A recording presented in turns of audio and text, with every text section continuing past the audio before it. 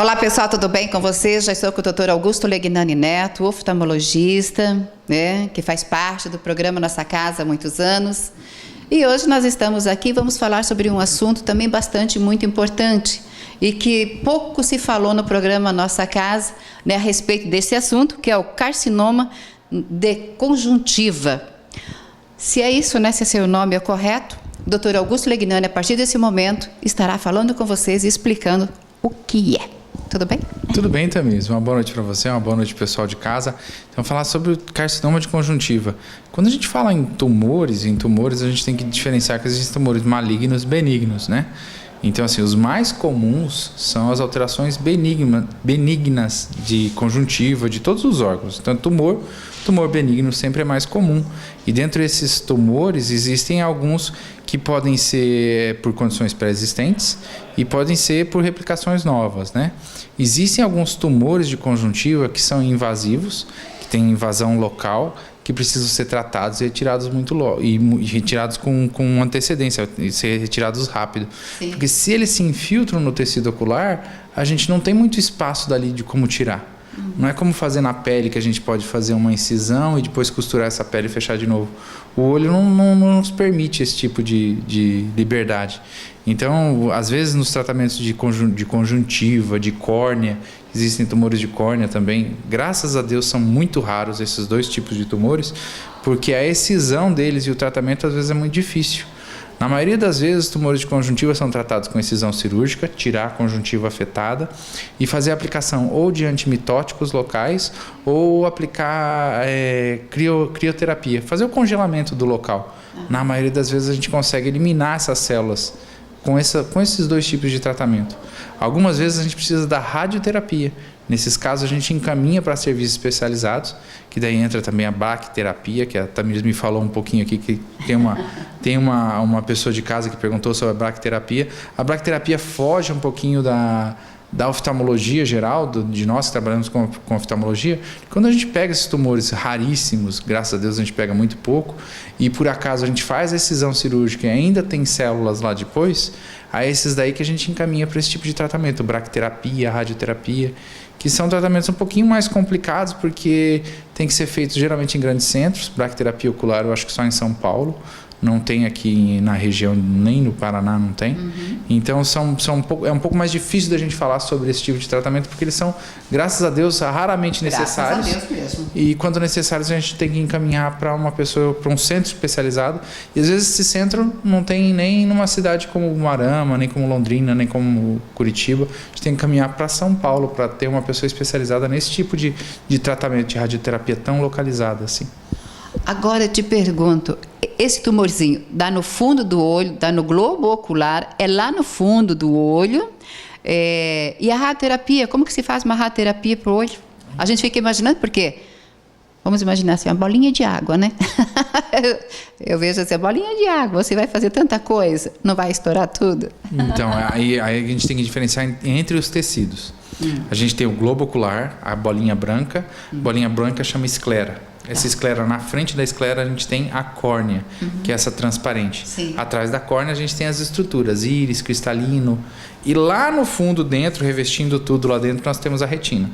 Existem tumores de retina, existem tumores de... Que geralmente está lá atrás, então. Isso, existem nada tumores... visível. E a conjuntiva, ela é um tecido gelatinoso que recobre todo o olho, com exceção da parte transparente do olho. E essa conjuntiva, ela é um tecido que é solto, ela é frouxo.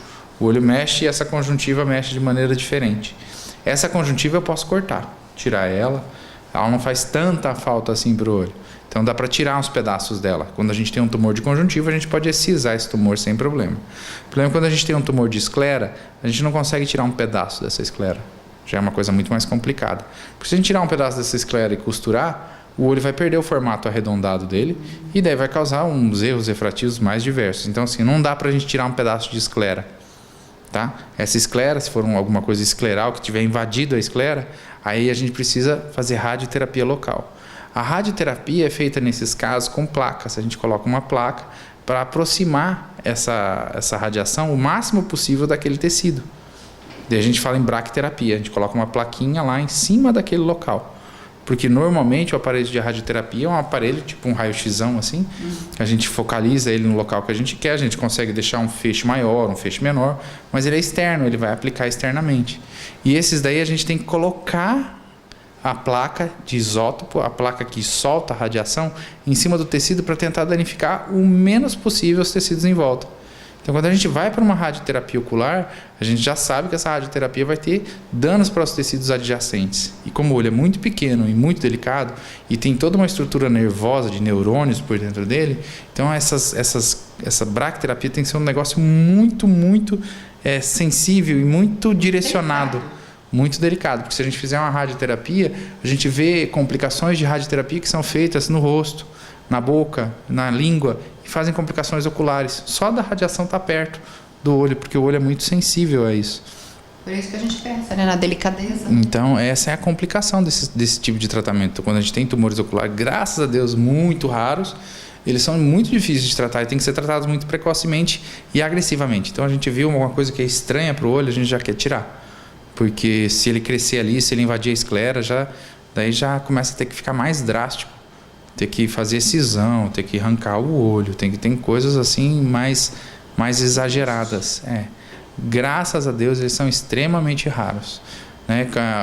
Os tumores que ficaram mais famosos, o tumor ocular que ficou mais famoso é o retinoblastoma, que muitas vezes cursa com a necessidade de tirar o olho mesmo. Retinoblastoma é um tumor de crianças, tá? Ele geralmente aparece na primeira infância, até os 3 ou 4 anos. Ele é um tumor de retina, tecido nervoso, de dentro então, do olho. Criança. E ele aparece lá na infância, e esse tumor ele é bem agressivo. Então, ele precisa retirar, porque a criança corre até risco de vida se não fizer a excisão. Então, esse é um tumor extremamente agressivo e, graças a Deus, extremamente raro também. Nunca pegou um caso desse? Eu já peguei um caso desse. Infelizmente, a gente encaminhou esse caso. Criança, né? Criança, foi encaminhado para São Paulo e fez o tratamento, está bem, foi um tratamento prolongado. E já peguei um caso que parecia e não era. Que bom. Foi uma felicidade enorme. Ele tinha muita aparência, a gente encaminhou, fez todos os trâmites e daí, através da biópsia, descobriu-se que era uma alteração congênita, era uma alteração que necessitava de acompanhamento, era uma alteração bem diferente, mas não precisava desse tratamento tão invasivo que é o tratamento do retinoblastoma. Então, eu já tive os dois lados. E em 15 anos, 2 pacientes. Então, assim, eu acho que eu tenho em torno de 20 mil pacientes. O normal de incidência desse tipo de tumor é 1 para cada 100 mil pessoas. Então, o Umuarama devia ter, se Deus quiser, um caso só. Tomara que nunca mais. Também. E principalmente quando se diz, né, criança, nós não queremos ver as crianças sofrer de jeito nenhum, porque dá uma dosinha, você já fica imaginando, né, tão sensível, tão delicadinho, né, como diz a minha mãe, tão indefeso. Então você imagina tudo e tratar numa parte do corpo tão sensível, né, e que faz parte, né, da beleza do rosto, e às vezes de ficar com o olho defeituoso, como nunca vou esquecer, o doutor Augusto, uma vez nós estávamos falando sobre o olhinho caidinho, né? O doutor Augusto falou que a molinha podia estar cansada. Eu nunca esqueço. Tem vezes que a mola está cansada, às vezes o tratamento é um tratamento medicamentoso e é engraçado, até que eu tenho uma paciente que começou o tratamento comigo aos 16 anos e ela tinha essa alteração, a alteração dela era exclusivamente no olho. E ela tinha uma doença chamada miastenia, que ela causa esse cansaço muscular. E essa miastenia pode ser do corpo. Mas então existe mesmo cansaço? Existe o cansaço desse músculo elevador. Mas tão novo, ele cansou tão cedo. Esse cansou cedo. É extremamente raro também em pacientes mais jovens, mas aparece. A miastenia é um diagnóstico diferencial em pacientes com diplopia, principalmente pacientes jovens, e em pacientes com essa pitose palpebral. Às vezes ela pode ser unilateral, bilateral, ela piora com o passar do dia, no final da tarde ela é pior, e essa paciente se enquadrou, era uma paciente super nova, até o pediatra falou, não pode ser, não é, e acabou que era, e ela está em tratamento até hoje. E esses dias até a mãe dela veio consultar aqui, a gente estava conversando sobre o caso, e toda vez que ela vai contar que foi o oftalmologista que fez o diagnóstico, ela fala, não, mas não é. Aí eles vão lá, faz todos os exames de novo, era. Acertou. O oftalmologista faz diagnóstico de várias doenças, apesar dos colegas às vezes ficarem meio desconfiados, assim, mas Mas será? Sim. É que estuda bastante, se aprofunda, Não, né? Isso é importante também. É tudo interligado, não tem jeito de você fazer só Uma coisinha liga a outra. Uma coisinha liga com a outra. Até por isso que a gente faz medicina para depois especializar, porque é tudo interligado. As doenças são interligadas. Inclusive, às vezes a gente está aqui, está olhando o paciente e daí a gente está olhando o braço, está olhando a pele, está olhando o olho, está olhando o jeito de respirar. Então, às vezes o paciente vem aqui e já sai com encaminhamento para o cardiologista, para o hematologista. É super comum isso acontecer, porque a gente olha essas alterações e, assim, muitos pacientes não vão ao clínico geral. O paciente evita o médico, só que o oftalmo ele não consegue evitar, porque ele para de enxergar, ele tem que vir.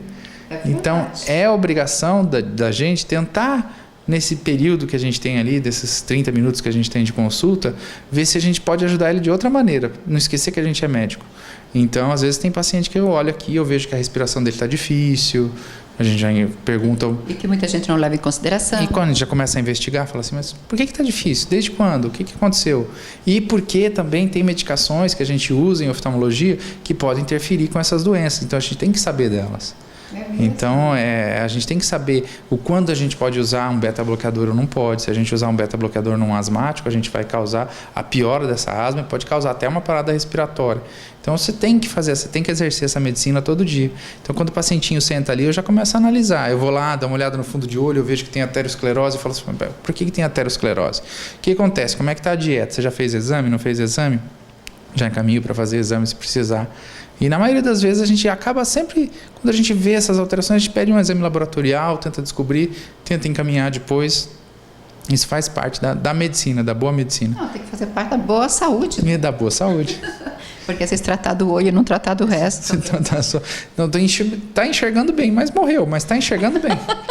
Não adianta nada, né? Não, principalmente tem que estar vivo. Primeira coisa. Não, mas é verdade, né? A gente fica rindo aqui. Nós estávamos falando, assim, da pitose, né?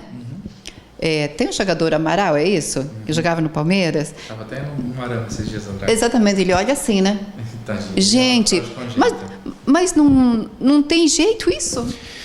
Tem, ele até... Dinheiro, com certeza, ele teve para fazer. Ele até contou a história, que ele fez a cirurgia. É que quando a gente faz a cirurgia de pitose, alguns tipos de pitose, a gente não consegue fazer um reforço da musculatura. Ele não tem a musculatura. A mola dele cansou mesmo. Ele não veio, ele já veio sem mola, veio com defeito de fábrica. Então, ele fez uma cirurgia que a gente passa um fio de silicone e prende esse olho assim. E ele fica na posição em frente, ele fica ótimo. Só que quando ele olha para baixo, o olho não fecha. E daí ele conta essa história, ele até contou, às vezes num programa que eu estava assistindo, ele contou, ele é muito engraçado, né? E ele contou que ele fez a cirurgia, ele ficou ótimo, ficou com o olhinho reto e tal, não sei o quê. E daí, só que daí quando ele olhava para baixo, o olho dele não ia.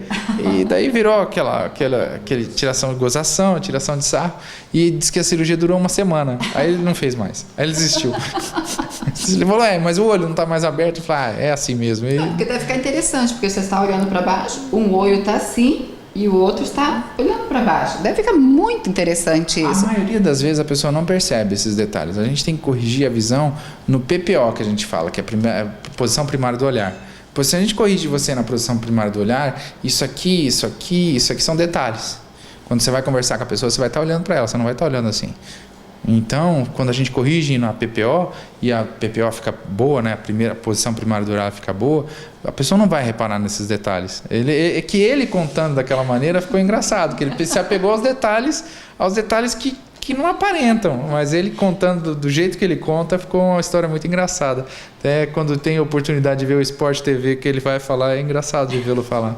Da forma que fala, né? Da forma como ele fala, é excelente. É legal também que tem humor em cima disso tudo, né? Que daí já acostuma também, né? Ele já está acostumado com o problema, mas assim, quando a gente corrige, a gente sempre olha para corrigir você em frente. Porque 90% do tempo a pessoa vai estar olhando você em frente, né? Então a gente tem que corrigir você para olhar para a pessoa de frente. Se tiver corrigida para olhar de frente, quando olha o olho entorta, a pessoa consegue acostumar com tudo isso. Ela não consegue acostumar quando ela olha de frente, ela chega de frente com você e daí o olho está baixo, aí você estranha, aí você repara. Então a correção em oftalmologia é para corrigir em frente, quando ela te olhar de frente. Porque às vezes a gente tem pacientes que a gente corrige e ele fala assim, mas quando eu olho assim, ele fala assim, não. Assim lá não é o jeito normal. Você não vai ficar olhando assim lá para ninguém. Você vai olhar em frente. Então, isso aí acontece bastante dentro do consultório. Então, é uma coisa que o pessoal já tem que saber, assim, que a nossa meta, quando a gente vai corrigir um estrabismo, uma ptose, é que você fique bem quando olha em frente. Gente, que bacana isso, né? É muito bom de poder falar sobre isso. Agora, a criança, eu tenho um filho de uma prima minha que ele tem esse probleminha, só no olhinho, ele é muito lindo. Uma vez eu até comentei isso com você. Já tá um rapazinho, um moreninho muito lindo. E tem num olho só. Ele nasceu assim. Então quer dizer que o que é de nascença é difícil fazer a correção? Ele nasceu com um olho só. Só um olhinho baixinho, o outro não. Não é difícil de fazer a correção. A correção que nem eu falei, a correção em PPO é simples. Só que às vezes é difícil porque a mãe tem uma expectativa maior do que o que a gente consegue fazer. Sempre. Então fazer essa correção em frente não é um caso tão difícil. Mas a gente tem que lidar com essa expectativa. A gente tem que explicar que é quando ele olhar para baixo, um olhinho, essa pálpebra desce, essa outra aqui ela vai ficar segura, né? Então ele vai descer assim. É diferente, mas ainda a estética, 90% do tempo, ele vai estar olhando em frente. Se a estética dele ficar boa em frente, é melhor do que ficar diferente quando ele olha para baixo. Mas aí, que nem eu falei, é toda uma questão de explicação, da mãe entender, dela antever esse resultado. Senão, às vezes, ela tem uma cirurgia que ficou perfeita do ponto de vista do que é possível fazer, só que a mãe não está feliz porque quando ele olha para o lado, quando ele olha para baixo, quando ele olha de um jeito, o olho não está do jeito que ela queria. Então, o difícil é lidar com a expectativa. Especialmente, perde visão também? Não perde visão. Não. Especialmente expectativa de mãe. Principalmente. Expectativa de mãe é mais complicada. Eu sempre falo para Deus, me perdoa, tá? Mas mãe é um problema sério. Mãe é complicado, porque mãe, eu não sei porquê, o pai é diferente, mas a mãe, por ter gerado, ela é diferente. É diferente, é um amor diferente. É padecer no paraíso, às vezes não é nem tanto. E padece, viu? Não é nem tanto, mas ela às vezes até se culpa pelos defeitos e daí ela transmite esse daí, e daí ela quer uma perfeição, porque ela se culpa pelo defeito, que não é culpa de mãe de jeito nenhum, né? E nem de pai, nem de ninguém, né? Mas o paciente sempre quer me perguntar, mas isso é genético? Isso é genético? Ele tem que usar óculos, meu filho tem que usar óculos. Então é culpa do pai que usa óculos. Não, gente, não é assim que funciona a genética. Alguém paga o pai. Não é culpa de ninguém, o gene dele não é ruim, não é assim. Isso aí é um determinismo genético que não existe, as coisas são diferentes.